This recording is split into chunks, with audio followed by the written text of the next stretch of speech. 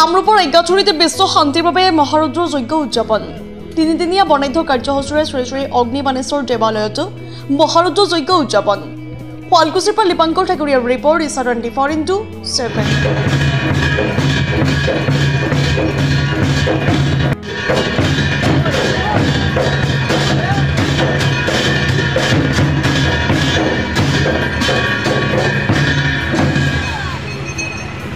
তেনেকুৱা ধৰণে অহাকালি প্ৰগ্ৰেম আছে তাৰ তৃতীয় দিনে আছে আমাৰ তৃতীয় পূৰ্ণাহুতি আছে